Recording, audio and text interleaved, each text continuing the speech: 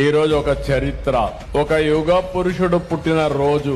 శత జయంతి ఉత్సవాలు జరుపుకుంటున్నాం. అది కూడా ఎక్కడ జరుపుకుంటున్నాం అంటే దేవతల రాజధాని అమరావతి అయితే ప్రజా రాజధాని ఈ అమరావతిలో జరుపుకుంటున్నాం.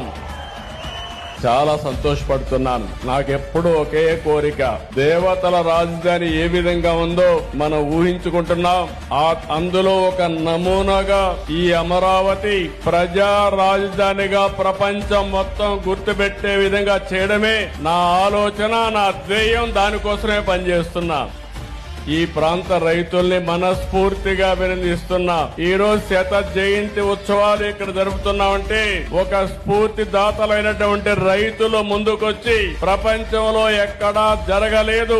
33,000 ఎకరాల భూమి, 29,000 మంది రైతులు ఒక్క రూపాయి తీసుకోకుండా ఆ భూమిని ల్యాండ్ పూలింగ్ లో ఇచ్చారు. అంటే ఎవరు ఈ ప్రపంచంలో చేయలేదు. అలాంటి స్ఫూర్తి ఇచ్చినటువంటి రైతాంగానికి మరొక్కసారి శిరస్సు వంచి నమస్కారాలు తెలియజేస్తున్నా.